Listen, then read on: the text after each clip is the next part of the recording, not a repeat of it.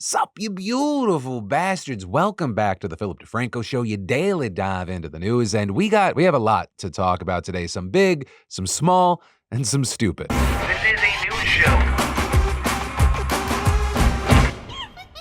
In entertainment and drama quickie news, we got an odd number of quick stories today. First off, it's looking like Andrew Tate's not going anywhere anytime soon. No, this isn't about him diving headfirst into GameStop today, right? Especially as a lot of people are doing that today. Right? And this amid Roaring Kitty returning to X for the first time since 2021. With it so wild, tradings had to be halted several times. But no, for Andrew Tate, the news is that a Romanian court over the weekend extended the order that prevents him and his brother from leaving the country for the next 2 months. And somewhat connected / not connected, just a couple of days before that, the 4 women in the UK who crowdfunded to file a civil lawsuit against Tate finally served him papers at his home in Romania, with him claiming that he raped and assaulted them, not unlike the details of the criminal trial against him in Romania. You just also throw human trafficking into the mix there for good measure. Then in other news, you have people seemingly bombarding Drake's home, right? A lot of this seen as fallout following Kendrick Lamar releasing his Not Like Us diss track, which featured a street view image of Drake's mansion in Toronto. Or we sort of talked about this last weekend when one of Drake's security guards was shot in a drive-by. Then also the next day, another person tried to actually break into Drake's home. But notably, their police have since said that this wasn't a criminal incident, instead using the Ontario Mental Health Act to arrest the person and send them to a hospital. But that's not where things ended, because after that, another guy got into a fight out front with Drake's security guards, with police also then taking that guy to the hospital but not laying out any charges. Except on Saturday, he then came back saying he wanted to get his bike back. So police ended up arresting him again, though in the end, it looks like he just got a ticket for trespassing. Well, Drake himself hasn't really directly commented on any of this. He did call out local news in Canada on his Instagram story saying, "Can we discuss the chopper flight times over the house? Because I won't lie, I'm trying to sleep. Anytime after 3 p.m. works great for me." Then we had big updates on the big controversy and accusations regarding George Janko and Logan Paul. Right, George used to do the Impulsive podcast with Logan and Mike Malak until there was a big falling out. Though George created his own podcast, and actually on a recent episode with Mike, he explained why things fell apart with Logan, starting with compensation issues. We weren't getting paid. I can show you my books. I was spending 10 G's a month being on the show. And both George and Mike saying that for a period of time, they made no money on Impulsive, but when Mike pressed George about the salary that he eventually made, they bleeped out exact figures. And the conversation kind of changed. But then George alleging that once he started his own podcast, Logan tried to pull strings regarding George's brand deals. And Logan's making calls and directing my show.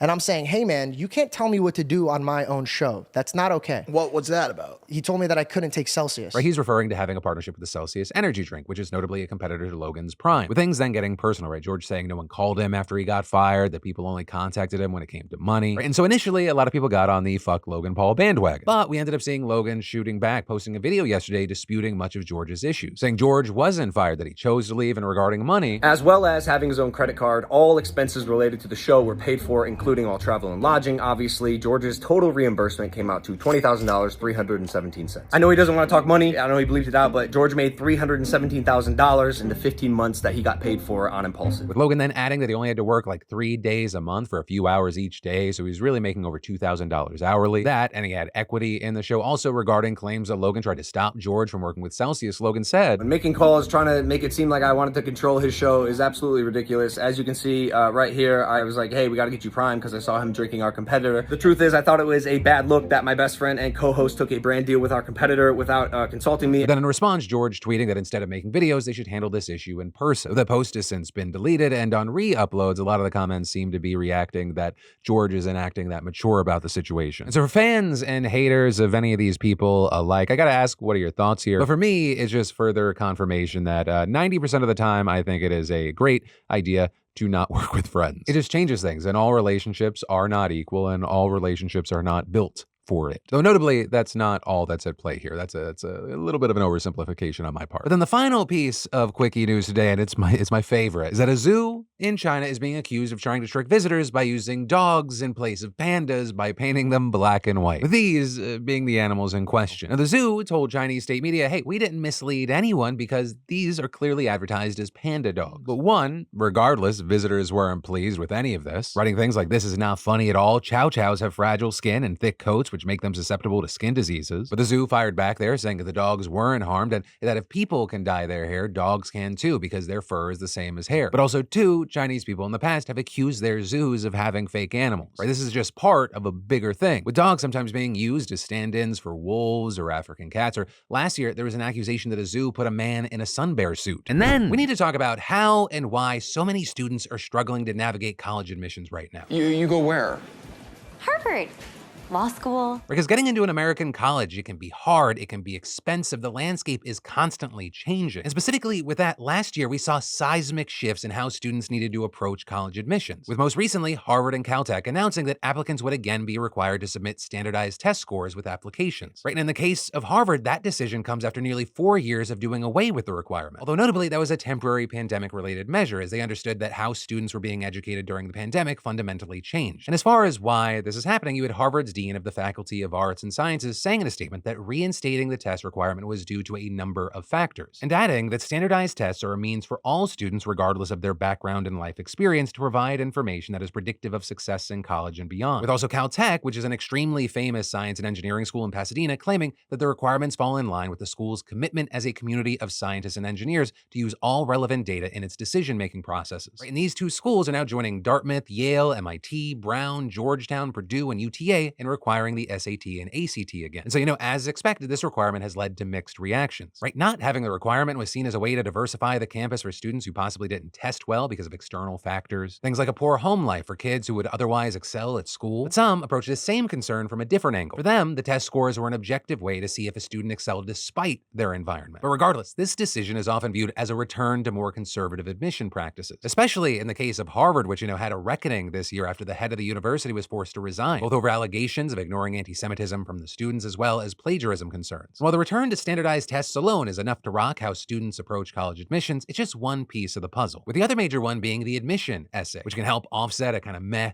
SAT score by highlighting other ways that you'd be a good alumni for the university. Because most universities don't just care if you did well on a test. They want, or at least claim to want, to make sure that you are a well-rounded student and person who'll go on to do great things. So also, as a kind of a side note there, that's actually something that's baffled many foreign students or foreign parents, as other countries, especially in East Asia, they only really care about your test scores, so those kind of intangibles are hard to grasp. Students are more confused than ever over how they're supposed to approach their essays due to the Supreme Court's decision to kill affirmative action-based admissions last year. In the past, it was pretty clear you would write about yourself and your background, that including the good, the bad, your struggles. And for many minority groups, a lot of who they are is tied to their cultural and ethnic backgrounds because that's how society perceives them. So in general, there's a fear that if they talk about their race or their identity and how important it is to them, that they'll be penalized for it as schools compensate to comply with the court's new rules. And actually with that, you had PBS NewsHour speaking to high school students and counselors about this exact thing. And this is what some had to say when asked if this was confusing. It has been confusing, and for some it was a little intimidating. We had students saying, we hear you're not going to be able to mention race at all. We hear we're not going to be able to write about that. We hear we're going to have to scrub everything. Students can still be themselves. Don't change your plans. Don't change your strategy right now. But the essay is the one place where the students do have the chance to have a discussion with the Supreme Court. Right, so you have schools scrambling to give their students the best chances to get into the colleges that they want. And schools like Albuquerque Academy have been really trying to reinforce to their students that they can talk about their racial and cultural background, saying that if it's important to them and their story, that doesn't mean that students can't talk about it. Right? It means that there's certain limitations on what the admissions officers can use that information for in their decision-making process. And the Supreme Court also addressed this when Chief Justice John Roberts wrote, at the same time, nothing prohibits universities from considering an applicant's discussion of how race affected the applicant's life, so long as that discussion is concretely tied to a quality of character or unique ability that the particular applicant can contribute to the university. So, pretty much, race can be considered if it's tied to something else that the applicant brings to the table, but cannot be a factor in of itself. Also, if that sounds confusing and possibly vague, you are not alone there. Students aren't only confused over what they should write about, but also how much weight it's given. All of which leads to a sense of anxiety and uncertainty, or at least more uncertainty than normal when it comes to getting into college. And even the universities are a bit confused about how to approach the situation. With, for example, Jeff Wong, who runs collegeslike.com, telling PBS, I think almost every college admission office in America is having conversations with legal counsel about how to do this in a way that is both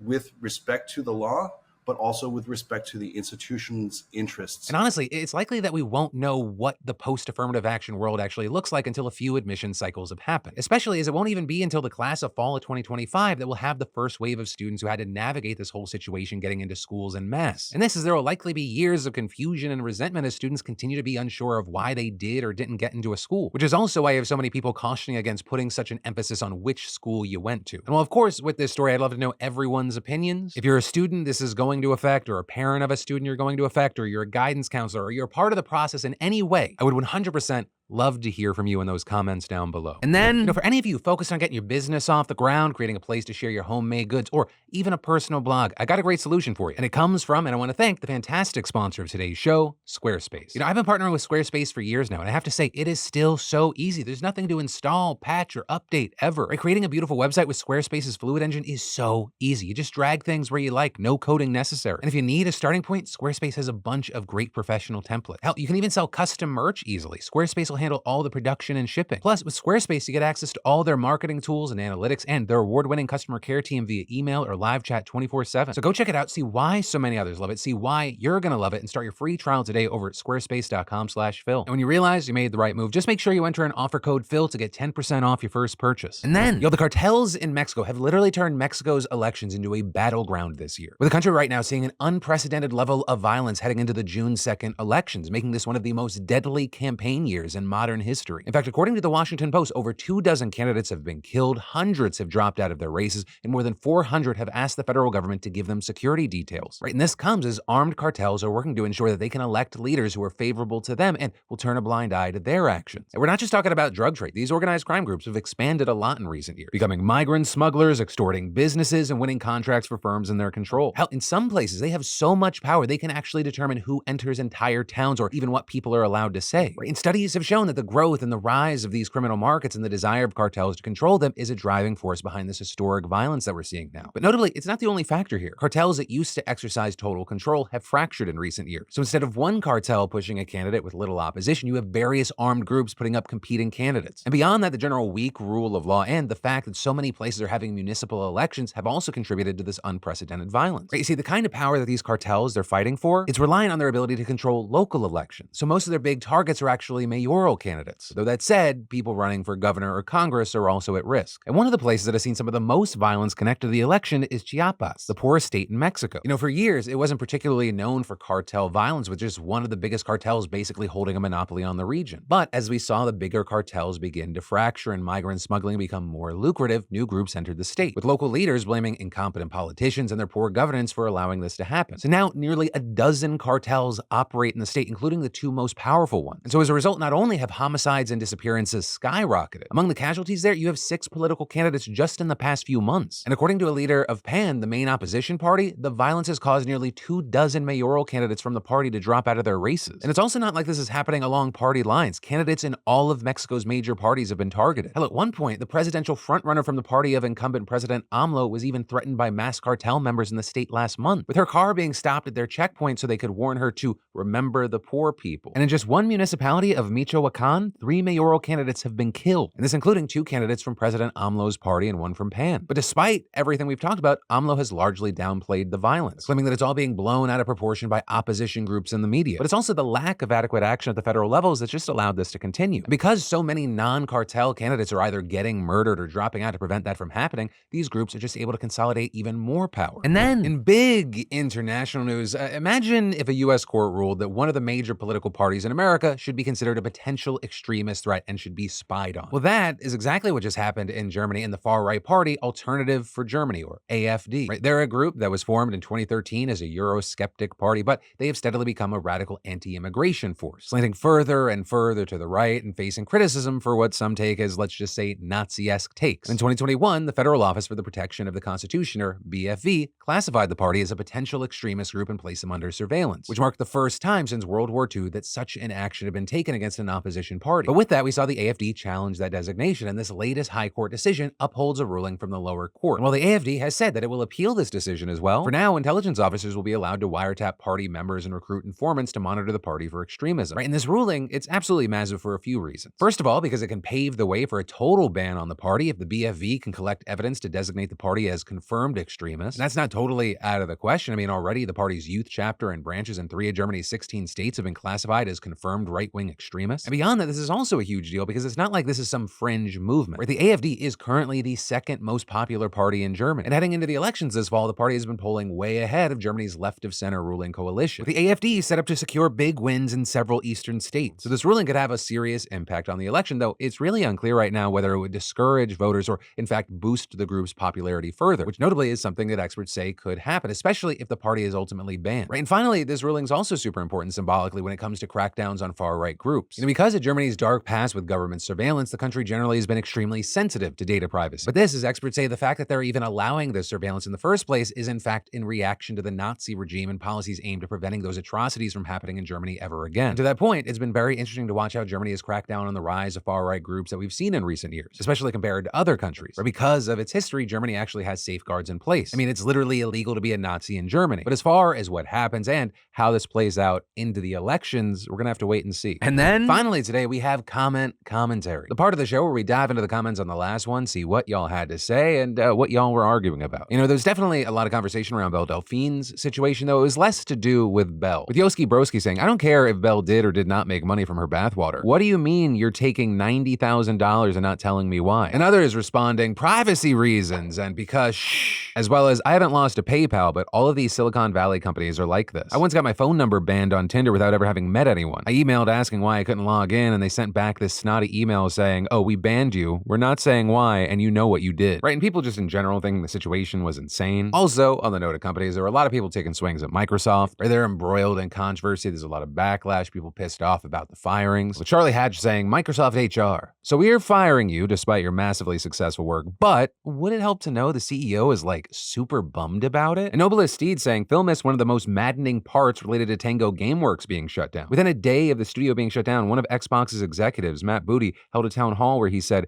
we need smaller games that give us prestige and awards. It's astounding to me how someone can utter such a sentence a day after shutting down the studio that made Hi-Fi Rush. I work in the games industry myself, and after the past year of shutdown after shutdown and layoff wave after layoff wave, my aspiration and passion are dead in the water. And then finally, there was just a kind of general vibe of people sending well wishes and prayers to the whistleblower over at Boeing. The Random Lou saying, I swear if this new Boeing whistleblower ends up unaliving themselves or having yet another car accident, then we will know very well that Boeing is guilty and super desperate. And Friendly Hobo saying, someone needs to have 24/7 surveillance on that whistleblower. Being a Boeing whistleblower has a 100% death rate. With Atreides adding, allegedly. Though I do want to note, and this is not a defense of Boeing, when I mentioned a Boeing whistleblower who is currently alive, they, it should be noted, are one of several. There being reports as recently as 4 days ago noting that, Boeing's facing 10 more whistleblowers. But that is where today's show is going to end. Thank you for being a part of this Monday evening, Tuesday morning dive into the news. And don't worry, because remember, my name's Philip DeFranco. You've just been filled in. I love yo faces, and I'll see you right back here tomorrow.